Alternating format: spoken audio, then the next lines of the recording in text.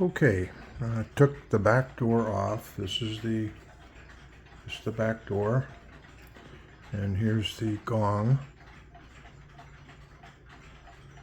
And this spring, I call it a spring, was actually touching the back wall, which prevented the sound from occurring. Now, let's just take a second here. This isn't tied in yet, so I'm just gonna turn the clock around, and we're gonna go to 8:30. Oops.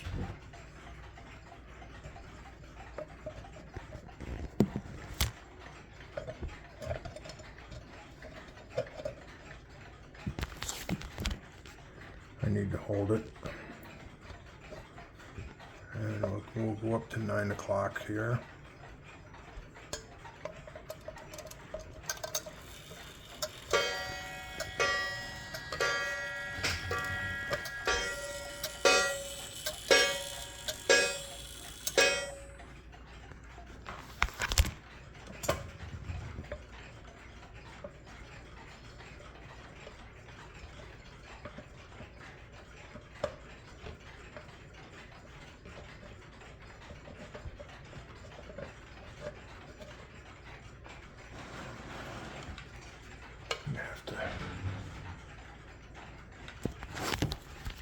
Gonna have to straighten that on, put it, I'll be right back.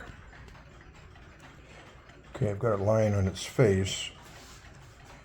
You can see this is the hammer. And what I have to do now is tie these two pieces into the back plate.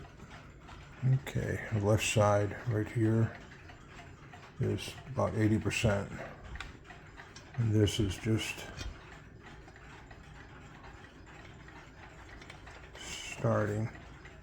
So let me tighten that up.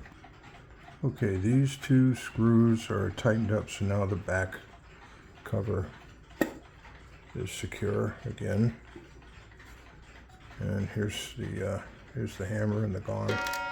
There.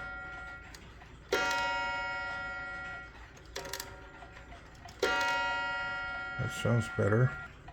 Okay, it's going to bong on the half hour. I just adjusted it. Now let's go to 9 o'clock and see if we can get it to sound correct.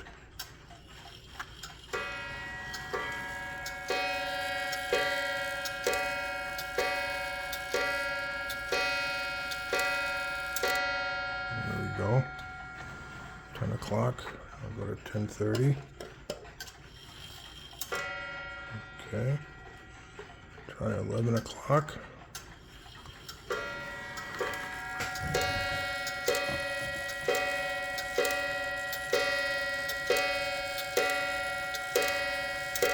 Okay, let's go 11:30.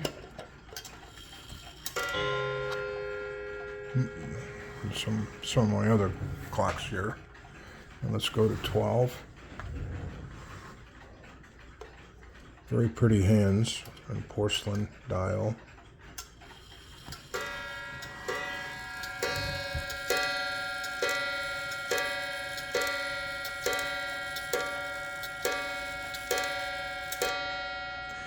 And this is all because this piece right here was rubbing against the back wall. And now it's freed up and working properly.